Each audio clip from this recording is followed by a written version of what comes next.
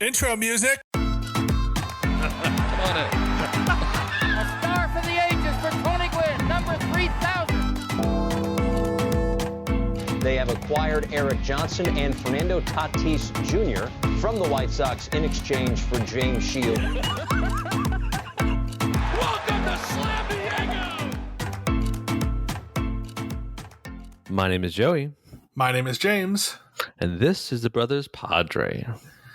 And in this episode, we are going to recap the first round of the playoffs and predict the next round and see how our brackets are doing. And James. A spoiler. Yeah. None of our brackets have made it through. I have one team that says through. I have one. That's it. But we'll get there. Yeah, so this is, we talked about last episode. We're just going to be doing some Padres stuff, but also kind of talk about the playoffs as well.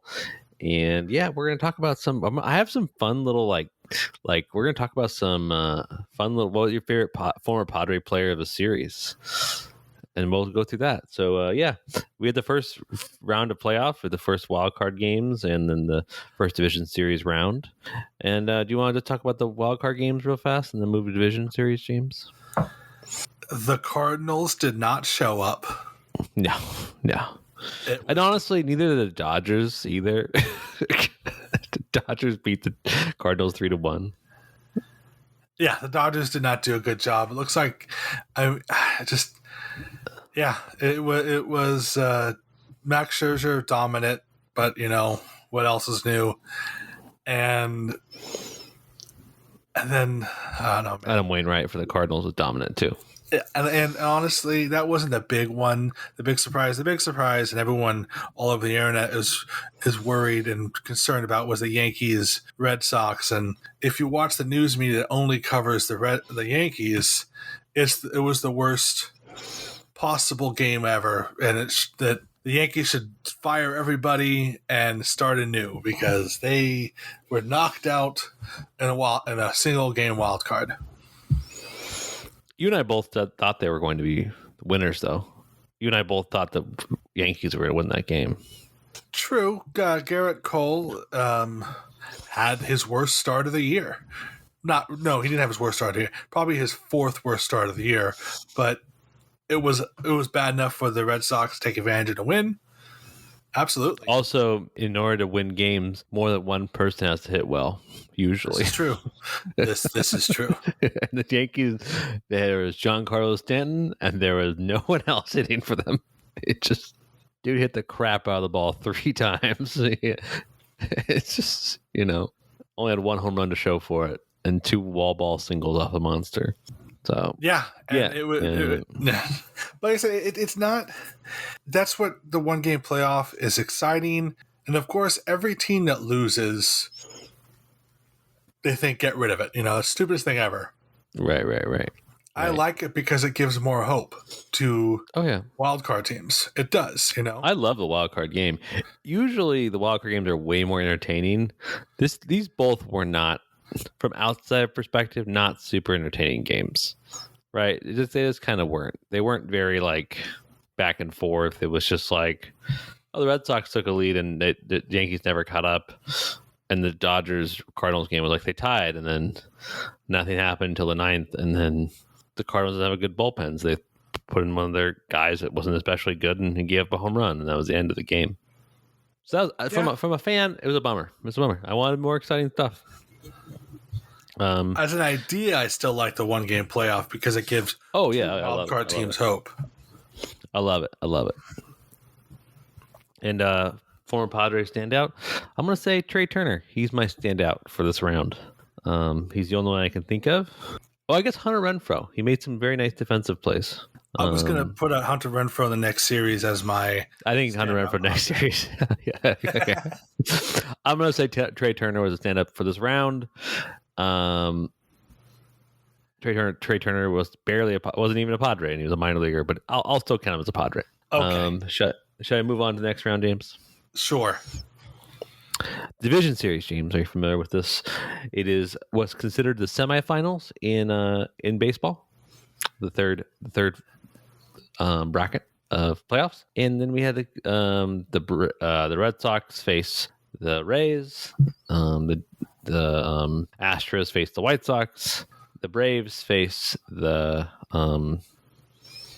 I can't think of the name. Brewers. Braves faced Brewers. In my mind, I saw stripes. I saw beer. I was like, what is that name? That beer? What does they call themselves? Red Stripe. It's beer. The Red Stripe. Red beer. Oh, the old Milwaukee Red Stripers. Oh, those dastards. As we all know, Milwaukee was settled by the Jamaicans. Yeah. Oh, those Laverne and Shirley's are coming down hard. Oh, wow. Laverne and Shirley reference. Yeah, that's the kind of topical reference people tune into this podcast. Oh, yeah. People don't know this is like one of the only fictional TV or film settings set in the city of Milwaukee. The more you know. Laverne and Shirley, look it up. Another fascinating stat about Wisconsin. What? More serial killers come from Wisconsin than any other state. Listen, I'm not saying that's because it's so cold, but maybe it's because it's so cold. Maybe maybe don't live in a place so cold. And human beings should eat that much cheese. Yeah, cheese plus cold equals serial killer. I mean, I think I'm not a sociologist, but I think the data shows. The data shows. The science has proven it. This is true. Okay, where were we? Giants. What do you think the biggest upset of the first round was? I haven't finished it. Giants, Dodgers are also part of it, and then I'm missing a series. No, you're not. That's all of them. They do that's 2 AL and 2 NL. Yeah. I think the biggest upset in those games to me, the White Sox just means so bad. I think, like, the storyline is the Red Sox and the Rays the biggest upset, but man, oh man, the White Sox put up zero fight, and that either shows how good the Astros are, or just like what is happening. The second year in a row they get knocked out in like the first round. They had a big thing about like, oh, Ricky Renteria couldn't manage these young people. We need a seasoned veteran to get us through the playoffs. Like that just to me, that was the whole storyline, right? Like La Russa was the old guy because he was the guy that could get the best out of every single player. Right. I agree. I think that was that. I as far as upsets go, I think that was the most disappointing. The biggest upset you have to go with the Rays being beaten by the Red Sox. Oh my gosh, yeah.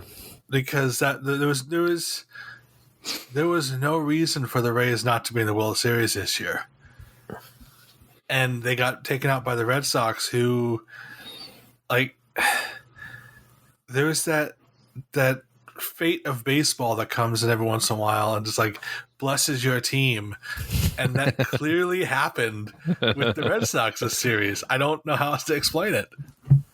Yeah, I don't know. Watching those games, you also saw the Rays pitching staff just not be on top of it.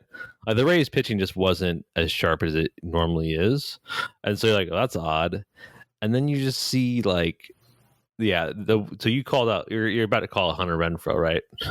Because of that one play, right?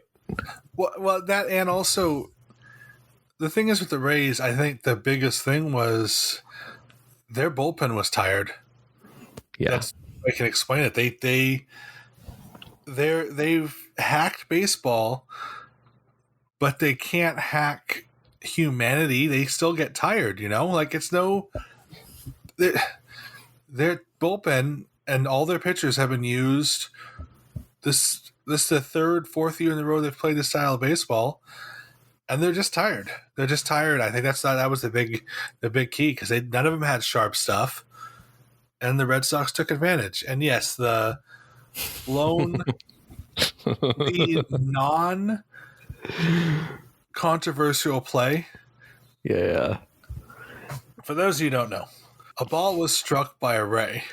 It was gonna tie. It was gonna probably win the game for the Rays. Yeah. It hit the right field wall, bounced on the ground, hit Hunter Renfroe, and bounced in the outfield. Bounced over the wall. Ground rule double. The Rays and the Rays fans caused such a stink. No, that he should be a triple or a home run. Like, no, it doesn't. It's a classic ground rule double. They just threw a stink because they thought he intentionally threw it in the outfield. No. It was just a funny. Yeah, it's funny because like sometimes like there are some rules where the umpire decides, hey, that would have been a triple, or in that this guy scores. Yeah. But the rule states this is an automatic double. It's no malice, no ill intent. It's just two bases. Exactly, and it's black and white. It's clear. The rule is there are very few rules in the baseball rule book that is like 100% clear, and this was one of them. Unlike the other controversial call, which is sort of just like, whatever you want, that called a ball or a strike. Right. I mean, as a Rays, you can just tell it just deflated them because they didn't score, and that would have like put them in the lead, and they could have possibly won. They'd probably brought in a better their actual closer, right? Luis Patino, another Padre, had a rough series as a Rays pitcher. Yeah, Margot had a rough series. Yeah, it was. I mean, the two guys that did like Wander Franco and Randy Arozarena, incredible series. But the rest of the guys just didn't show up, and so to be the best team in the AL East, and then to be taken out by the team that's third in your division, second in your division. Huge upset because I thought the Rays were going to win the World Series. I thought they're that talented, but I did not think that they were going to forget how to pitch super well. So whatever else you say about the Rays, they can pitch pretty well. Yeah. And then there is the NL, which I think the second biggest upset is the Braves and the Brewers. But the Braves have Freddie Freeman, and that was those games. Yeah, that was the best moment of the playoffs so far. Right? I think that Red Sox fans will say the walk-offs, but like Freddie off of Josh Hader, that moment was just so cool. Those were all close games. 5-4, 3-0. Does not seem like he should be a closer, but he really is. Yeah. I mean, I thought Braves had no chance, no Mike Soroka, Husker and Noah's doing not great. But man, they have a ball club.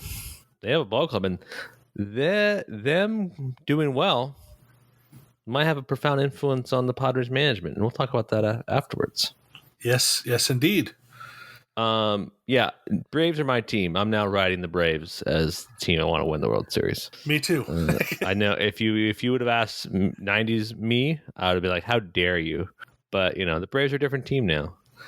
I just make sure that the TV's on mute whenever the fans are doing the chop, and I'm okay. to read a tweet that you and I were saying back and forth, I sent you a tweet like, why did I hate the Braves growing up? They're a perfectly nice team.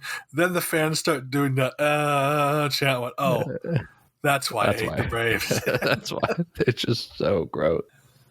And then finally, Dodgers Giants kind of lived up to the marquee matchup. Went 5 games. The final game was nail biter. 2 great pitching performances by Dodgers whole staff pitching team and whole staff, and then Logan Webb and the Giants. But the Dodgers beat the Giants 2-1 in that game, making them promoting themselves to the LCS. I found these games pretty boring, to be honest. I think that not just because I hate the Dodgers and the Giants, but just I think the games just weren't very exciting to me. They just weren't the Dodgers aren't hitting that well, so it's not super exciting baseball. And the Giants, how they win Giants win very similar to how the Rays win. It's just not particularly exciting baseball. Logan Webb was very exciting to watch in Game 1, Game 5, but that's about it. I agree. Also, it's hard to root for two teams that you've hated. I mean, don't get me wrong. I wanted the Giants to win very, very badly because at least they still have souls. But yeah. And we ended this game on not just because of the last series that lasted, but what did you think of the check swing call, Joseph? You cannot end a game like that, right? You just can't.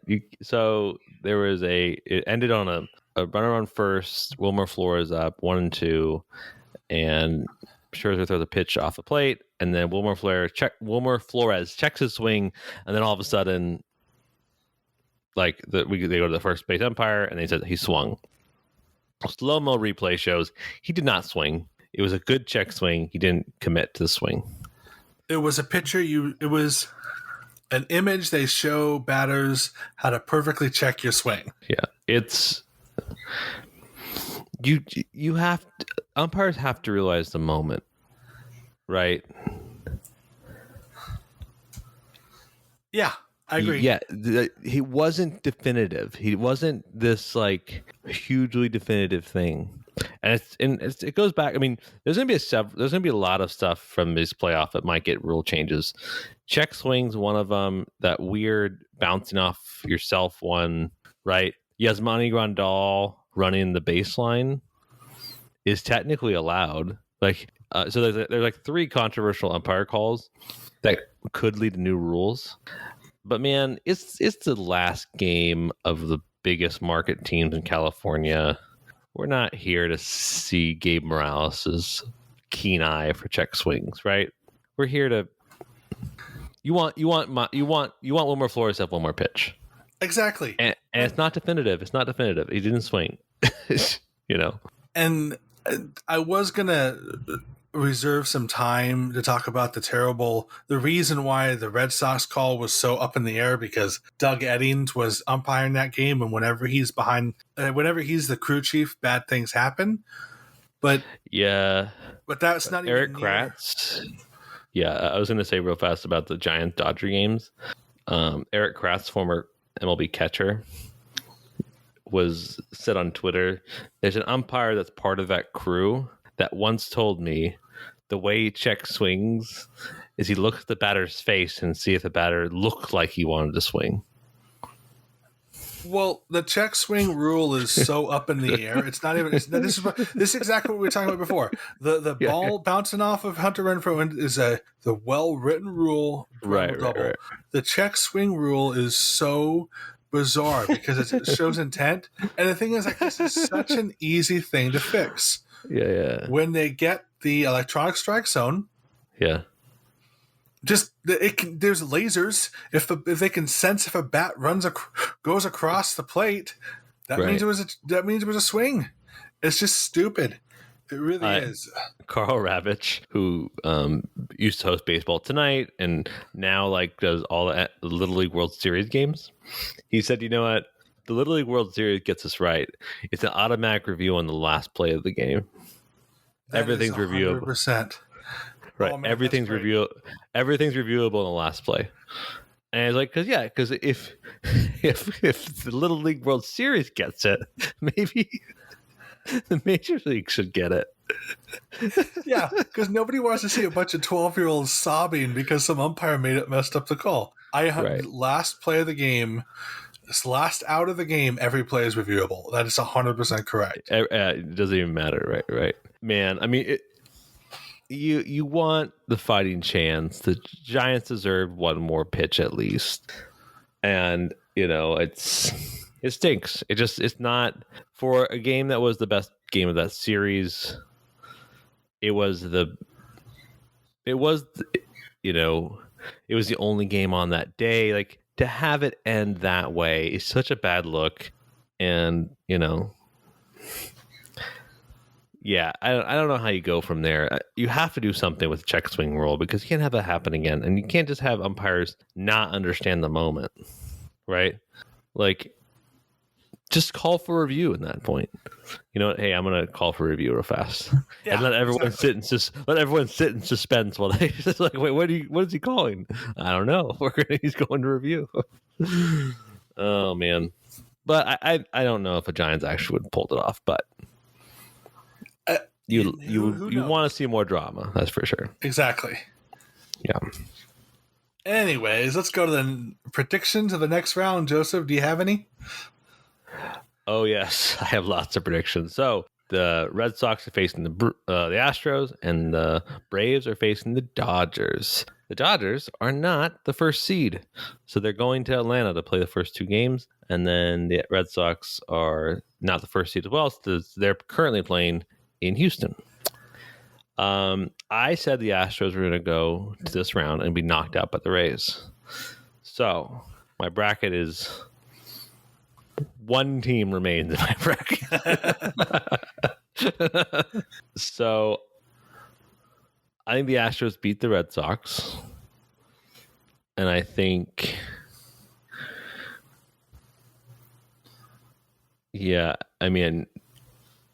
I think if I'm a betting man, I'm probably betting the Dodgers beating the Braves.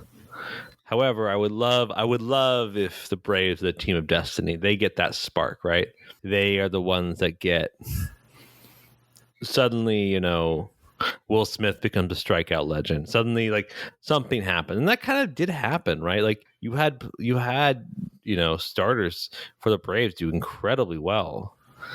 And the Dodgers aren't hitting that well right now. They just aren't. These weren't high scoring. Like, apart from that one high scoring game in San Francisco, it wasn't that high scoring of a series for the Dodgers. So I think the Braves at least have a fighting chance because they get two at home. So what I want, and my bracket's going to be the Braves take the Dodgers because the Braves are pissed because they lost last year against them. So they have a little chip on their shoulder, and they beat the Dodgers. So it's going to be a Braves-Astros World Series. That's what I'm predicting, because the South needs some love these days. I don't know why, but they need some love. Well, my predictions, because I think if we have to watch a World Series where the Astros and Dodgers are in the World Series again, I think that's proof that God is dead, or he has left, and he doesn't want anything to do with us anymore. And a God-forsaken wasteland is the reality. Exactly, and we're not doing better as a world. The lockdowns are here to stay, because what's the point of going outside if the Dodgers and the Astros are the World Series? There's still that is the odds are saying that, right? Like if you go to Vegas right now, that's what the odds are saying. That the odds are it's going to be another Astros Dodgers. That's what the odds are saying, because they're the two best teams left, and it's really upsetting. So no, I'm saying Braves and Red Sox at this point, because nobody in my original bracket has made it. Originally, I wanted the White Sox and the Giants to go to the World Series, but yeah, that didn't happen. So no, it's gonna be weird because this whole round, I'm not like super excited about it. I haven't been this non-excited about a round in baseball in a long time. I usually am pretty excited for both AL and NL, and I'm only excited to see how the Braves do at home. That's kind of like my vibe. Well, yeah, because the Astros and the Dodgers look like they can go to the World Series again, and they're the two worst teams in existence. And I don't want that to be the World Series, because it's just going to be hell. Anyways. Yeah. Well, we'll recap once we're over. Any standout Padres from the division series? You said Hunter Renfroe, right? That's the one I like, but I liked Hunter when he was a Padre. Yeah. Yeah, I'm gonna say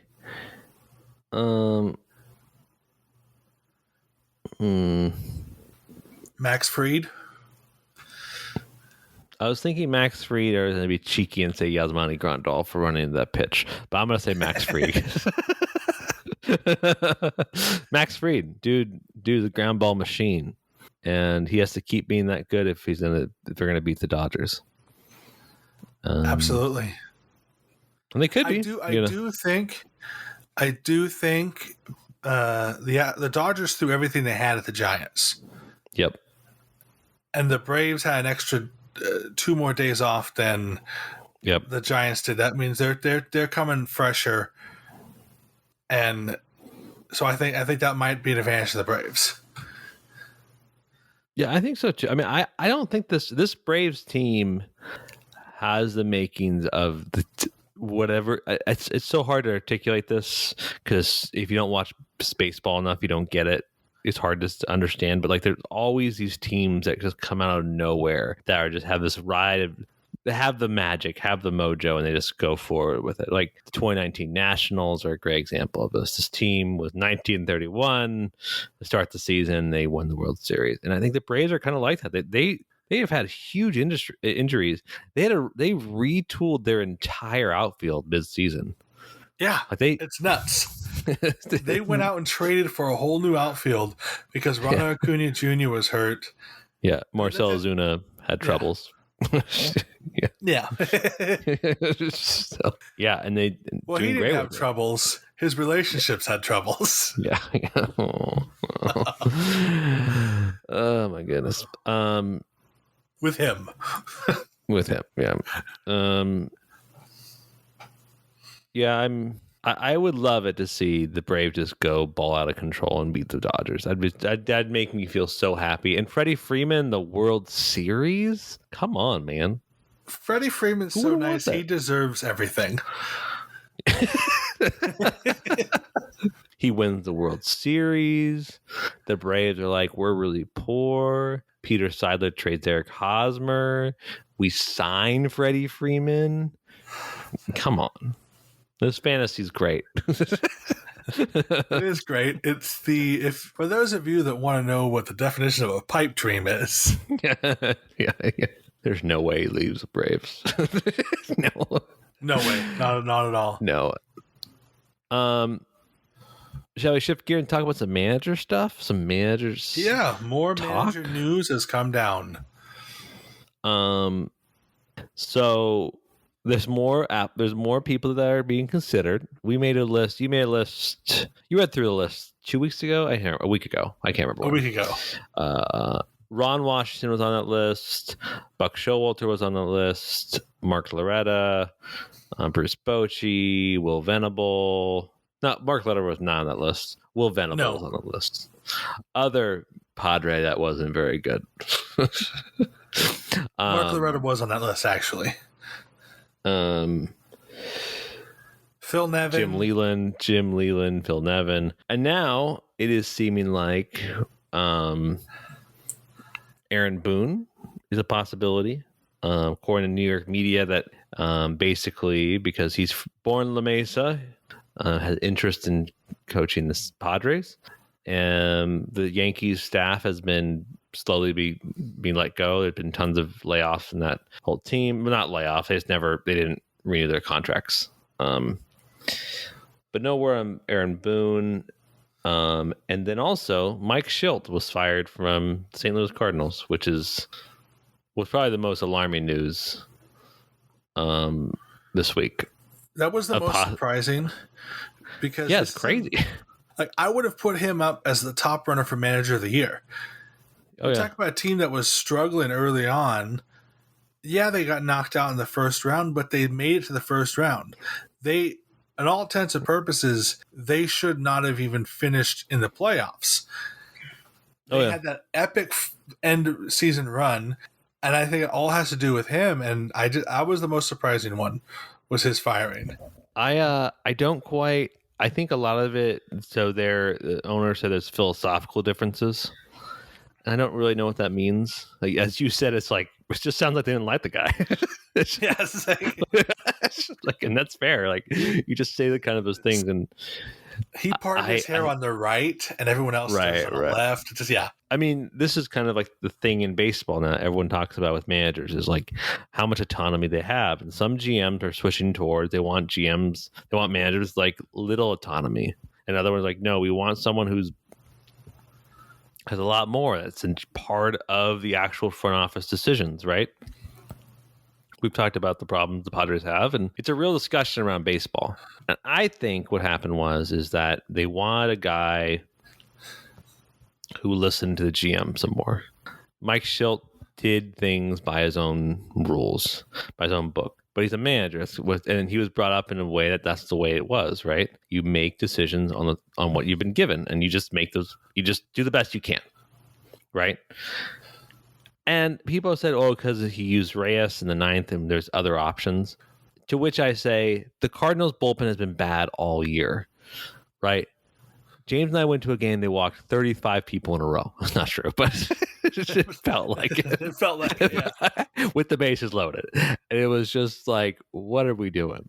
And that's the same bullpen. They just got very lucky with Hudson. Fair, but to interrupt you right there for a second, sorry. To be fair, they hit a batter. They didn't walk one of them. One of the four people was. That's fair. Thank you for the correction. I don't want to misconstrue how bad this team is. My bad. They just didn't have they didn't have Jordan Hicks isn't pitching for them. Their closer Reyes and Giovanni Gallegos, like they're fine, but they have issues and they're not lockdown relievers. And it was a 1-1 game in the ninth. Yeah, exactly. What are you gonna do? Like you're just gonna like, burn through everybody? Like I don't know, man. I don't think it's that. To me, it sounds like he wasn't enough of a puppet or something, and he's gone. Right. Now he's part of a list. Now we can also add Mike Shildt as a possible managerial possibility. So James, let's talk about Mike Shildt and Aaron Boone. Let's just start with Aaron Boone. What's your opinions and thoughts about Aaron Boone, La Mesa legend, also a brother, Brett Boone? We like brothers. He has a brother in the major leagues. We do like his brothers. His father also played in the majors. And what's your thoughts about here? Well, so Aaron Boone, also his grandfather and granduncle played in the majors. I don't know if you know that. James, we love family. I also don't. We love families that play in the majors. We love it. Yeah. So and so also the Boones are direct descendants from none other than Daniel Boone, the frontier. The frontiersman. The frontiersman. Yes. All that the being funny said, hat man. Yeah, funny hat man. All that being said, I don't want Aaron Boone as a manager. Listen, he'd wear the funny hats. It'd be funny hat day. Like no one would even like with Laverne and Shirley, Daniel Boone. We're really topical today. We're just killing the topical. Here's my problem with Aaron Boone. What's your problem with Daniel Boone? What's his problem? He's not Davy Crockett? What's his deal? Rampant slave owner? I don't know. But Aaron Boone, my problem with Aaron Boone is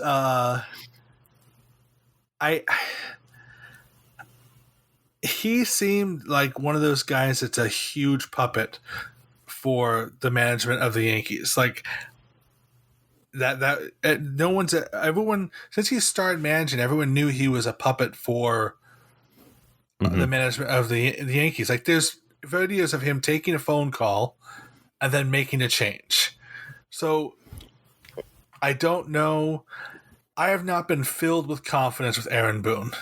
I could be wrong, and if they sign him, I'll throw my my support behind him. But right now, I would rather get somebody else. I will say a couple things in defense of Aaron Boone. You're absolutely right about like his managerial experience now he's been given a predefined organizational script, right? And he has to follow it. And Yankee fans will talk your ear off about how the front office of the Yankees is just very scripted. It's very like they have this formula and they try to hit it, whatever. Aaron Boone's like you never hear about like, for lack of a better term, like weirdness in the clubhouse, egos rising in the clubhouse, right? The Yankees, if anything, are a together group, right? They've been that way since his whole past 3 years. You know, he's been a very winning manager with the Yankees. I think he has human skills to get people to forget their ego and to be team players, which has proven to be one of the skill sets that Jace Tingler did not have last year. And if some of those people stick around, we're going to need someone that has those skill sets, right? Yes. Second thing is that, and someone on Yankees Twitter, on Twitter, who is from like a Yankees fan on Twitter, said Aaron Boone has the capability of being a great manager, because when they were super sick, and it was like they had to call up all the AAA guys, it was all stuff that was completely out of the organization's hands, and he was just managing based on how he was managing, and they won tons of games that way, where he managed well using AAA guys. And the question is